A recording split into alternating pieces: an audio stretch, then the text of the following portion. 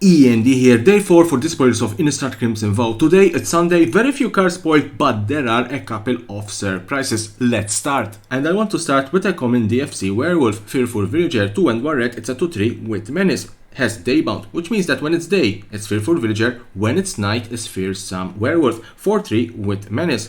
Angelic Quartermaster, 3 and 2 white, it's a 3/3 flying, enters the battlefield, put a +1/+1 counter on each of up to 2 other target creatures. Lunar Rejection for 1 and 1 blue, Cleave 3 and 1 blue. Return target wolf or werewolf creature to its owner's hand, draw a card. If you pay the cleave cost, that is 3 and 1 blue, then it's return target creature to its owner's hand, draw a card. Undead Steward for 1 and 1 black, it's a 1/2. Enters the battlefield, military cards. When it dies, you may exile it. When you do, return target creature card from your graveyard to your hand. Rending Flame for 2 and 1 red, it's an instant, deals 5 damage to target creature or planeswalker. If that permanent is spirit, Rending Flame also deals 2 damage to that permanent's controller. Frenetic Devil 4 and 1 red, it's a 3/3 with haste. Whenever you cast a non-creature spell, it gets +2/+2 until end of turn.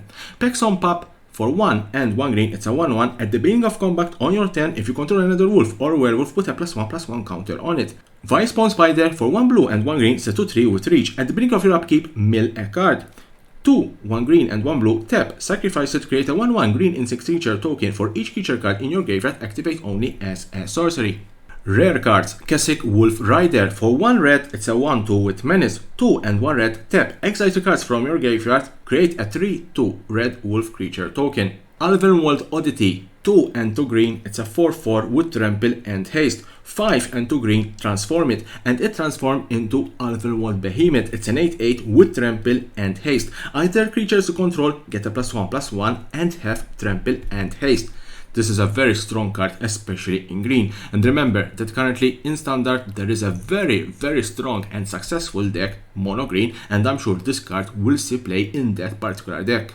Mythic cards, and today also we have only one mythic card spoiled. TOXRILL the Corrosive, 5 and 2 black, it's a 7/7. At the beginning of each end step, put a slime counter on each creature you don't control. Creatures you don't control get -1/-1 for each slime counter on them. Whenever a creature you don't control with a slime counter on it dies, create a 1/1 black slug creature token. 1 black and 1 blue, sacrifice a slug, draw a card. It is very difficult to see this card being played in standard because it's a 7-drop, but in commander where you play against multiple players, this is perfect because at the beginning of each end step you put a slime counter on each creature you don't control. Creatures you don't control get a -1/-1 for each slime counter on them, therefore this can be a board wipe. Then whenever a creature with a slime counter on it dies, you create a 1/1 black slug creature token. Then for 1 blue and 1 black, you sacrifice a slug and then draw a card. This is a very good card in commander. So this was the last card in this particular short day 4 of the spoilers of Innistrad Crimson Vow. Tune in tomorrow for more and more spoilers. I'm sure tomorrow there will be more and more spoilers about this vampiric set. And don't forget to subscribe to my channel for more and more exclusive videos about Magic the Gathering and the collectible world.